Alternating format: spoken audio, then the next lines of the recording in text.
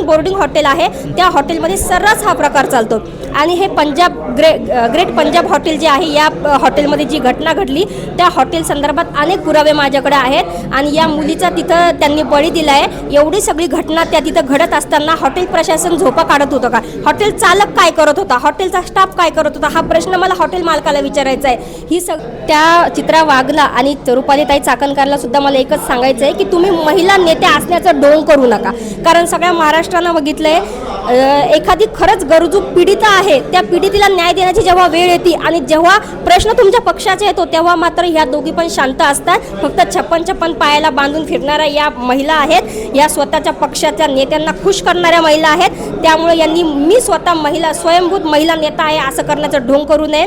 कारण दुष्काळाच्या परिस्थितीमध्ये गांधी घराण्याने अख्खा भारत देश सांभाळला आहे, हे आपण विसरून चालणार नाही. त्यामुळं ज्या गांधी घराण्याच्या देशासाठी एवढं सॅक्रिफाईस आहे, ज्या महिलेनी आपल्या घरामध्ये 2-2 शहीद बघितले, 2-2 शहीद बघून सुद्धा आज ती महिला तग धरून उभी आहे, त्या सोनिया गांधीजीबद्दल चित्रा वाघ बोलतीये. आणि चित्रा वाघची जर लायकीचा प्रश्न जर मी आता इथं तुमच्या समोर बोलते की लाचखोर नवऱ्याची लाचखोर बायको म्हणून चित्रा वाघाची संपूर्ण महाराष्ट्रभर प्रसिद्धी आहे. कारण राष्ट्रवादीत असताना आपल्या चित्रा वाघच्या नवऱ्यावरती लाचखोरीचे भ्रष्टाचाराचे आरोप झाले होते. केवळ ते आरोप दाबण्यासाठी, केवळ ते आरोप फेटाळण्यासाठी चित्रा वाघ भाजपमध्ये गेला. आणि विनंती करायची आहे की आपण आमच्या मुलींना सरळ शस्त्र परवाना द्यावा, सरसकट सर्व मुलींना शस्त्र परवाना द्यावा, जेणेकरून एखादी जर अशी वाईट वेळ आली, प्रसंग आला तर. राज्यामध्ये महिलांवर होणारे अत्याचार आणि हे सगळे मुद्दे एकीकडे मोडकळीस पडतात, मात्र दुसरीकडे सत्ताधारी लोक, आमचा नेता, आमचा मुख्यमंत्री, आमचे उपमुख्यमंत्री कशा प्रकारे लोकांची सेवा करतायत हे दाखवून देण्यामध्ये माहीर ठरतायत किंवा मग ते फार मोठ्या ताकदीने पुढे येत आहेत. या सगळ्या गोष्टींवर बोलण्यासाठी माझ्यासोबत दीक्षा पवार आहेत, काँग्रेसच्या छत्रपती संभाजीनगरच्या महिला जिल्हा अध्यक्ष. काय सांगाल, तुम्ही कालसुद्धा सोशल मीडियावर बोलला होतात, चित्रा वाघांच्या स्टेटमेंटवर तुमचं नेमकं काय म्हणणं आहे आणि चित्रा वाघ यांच्या जिल्हाध्यक्षपदाच्या आणि एकूणच त्यांच्या परिस्थितीवर तुम्हाला काही सांगायचं आहे? मला मुळात हे बघा, चित्रा वाघ हिची लायकीच नाही आहे. आणि विशेष म्हणजे उंटावर राहून शेळ्या हाकण्याचं काम चित्रा वाघ वारंवार करत असती. चित्रा वाघ कुठं आणि गांधी घराणं कुठं? चित्रा वाघांनी वाघनी स्वतःचं आकलन केलं पाहिजे, स्वतःची अवकात चित्रा वाघनी बघितली पाहिजे. गांधी घराण्याचं स्वातंत्र्य चळवळीमध्ये योगदान मोठं आहे आणि प्रचंड दुष्काळाच्या परिस्थितीमध्ये गांधी घराण्याने अख्खा भारत देश सांभाळला आहे, हे आपण विसरून चालणार नाही. त्यामुळं ज्या गांधी घराण्याच्या देशासाठी एवढं सॅक्रिफाईस आहे, ज्या महिलेनी आपल्या घरामध्ये 2-2 शहीद बघितले, 2-2 शहीद बघून सुद्धा आज ती महिला तग धरून उभी आहे, त्या सोनिया गांधीजीबद्दल चित्रा वाघ बोलतीये. आणि चित्रा वाघची जर लायकीचा प्रश्न जर मी आता इथं तुमच्या समोर बोलते की लाचखोर नवऱ्याची लाचखोर बायको म्हणून चित्रा वाघाची संपूर्ण महाराष्ट्रभर प्रसिद्धी आहे. कारण राष्ट्रवादीत असताना आपल्या चित्रा वाघच्या नवऱ्यावरती लाचखोरीचे भ्रष्टाचाराचे आरोप झाले होते. केवळ ते आरोप दाबण्यासाठी, केवळ ते आरोप फेटाळण्यासाठी चित्रा वाघ भाजपमध्ये गेला. आणि ही लाचखोर नवऱ्याची लाचखोर बायको गांधी घराण्याला ज्ञान शिकवणार आहे का?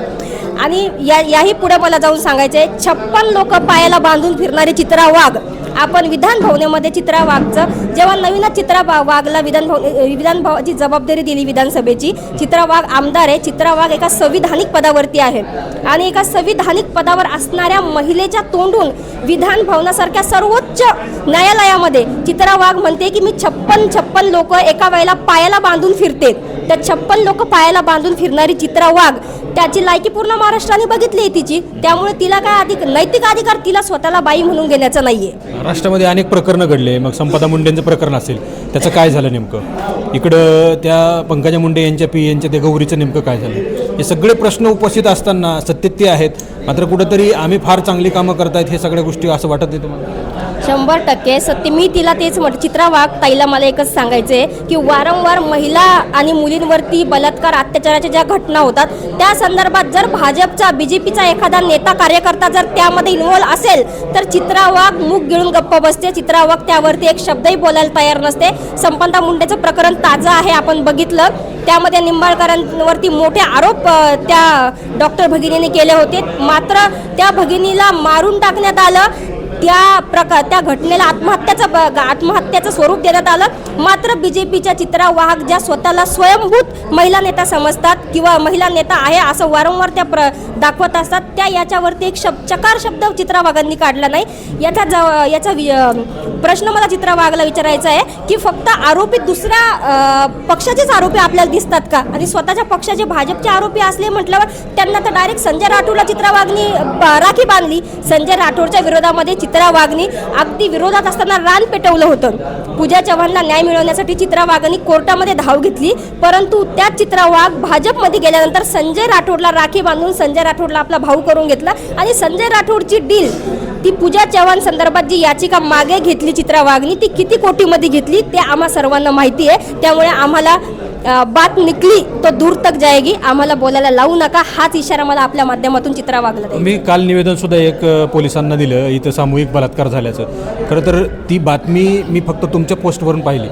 आता हे सगळं फार मोठं प्रकरण असताना कुठंतरी दाबलं जाते का? ह्या सगळ्या गोष्टी नेमक्या काय आहेत? 100% मी काल परवाच दिवशी मी दिल्लीला होते, मला उशीर झाला जरा निवेदन द्यायला, त्यामुळे मी काल जशी सकाळी आले तशी मी आपलं छत्रपती संभाजीनगर शहरातील वेदांतनगर पोलीस स्टेशनच्या हद्दीमधलं हे प्रकरण आहे आणि त्या हद्दीमध्ये रेल्वे स्टेशन मुख्य संभाजीनगर शहरातली मुख्य रेल्वे स्टेशन वाहतुकीचं तिथून जाता येतं आणि त्या परिसरामध्ये अनेक असे हॉटेल आहेत, लॉजिंग बोर्डिंग हॉटेल आहे, त्या हॉटेलमध्ये सर्रास हा प्रकार चालतो आणि हे ग्रेट पंजाब हॉटेल जे आहे या हॉटेलमध्ये जी घटना घडली त्या हॉटेल संदर्भात अनेक पुरावे माझ्याकडे आहेत आणि या मुलीचा तिथं त्यांनी बळी दिला आहे। एवढी सगळी घटना त्या तिथं घडत असताना हॉटेल प्रशासन झोपा काढत होतं का? हॉटेल चालक काय करत होता? हॉटेलचा स्टाफ काय करत होता? हा प्रश्न मला हॉटेल मालकाला विचारायचा आहे। ही सगळी मिलीभगत आहे, हॉटेल मालकांच्या संगनमताने हा सगळा प्रकार तिथं चालू असतो आणि वेदांतनगर पोलीस स्टेशनला मी त्या संदर्भातच पत्र दिलं की सगळ्यात आधी जे 3 आरोपी सामूहिक बलात्कार प्रकरणातील 3 आरोपी वेदांतनगर पोलिसांनी अटक केले, त्याबरोबरच हॉटेल चालकाला सुद्धा अटक केली पाहिजे आणि हॉटेलवरती योग्य गुन्हा दाखल झाला पाहिजे, कारण आरोपी हॉटेल चालकाला केलं पाहिजे।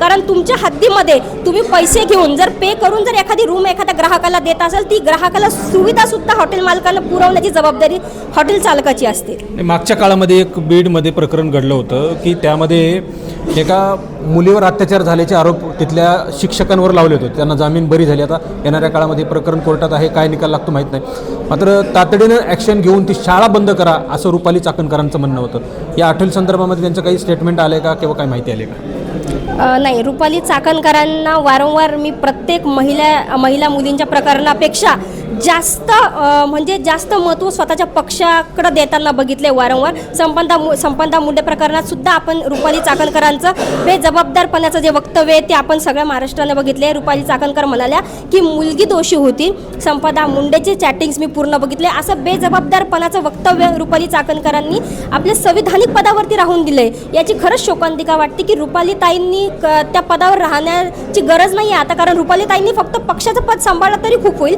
कारण रुपालीताई महिला आयोगाचं कमी आणि स्वतःच्या पक्षाचं जास्त काम करतात। त्यामुळे अशा ज्या घटना वारंवार बघताय तुम्ही, या घटनेवरती चकार शब्द सुद्धा रुपाली चाकणकर काढताना दिसत नाही। रुपाली चाकणकर स्टेटमेंट सुद्धा देत नाही। मी अनेक रुपाली चाकणकरांना अनेक महिलांच्या संदर्भात मी स्वतः मेल केलेले माझ्या मोबाईलवरतून, आत्तापर्यंत त्या मेलचं उत्तर आलेलं नाही। संबंधित पोलीस स्टेशनला रुपाली चाकणकर यांच्याकडून त्या मेल संदर्भात विचारणा झालेली नाही आहे।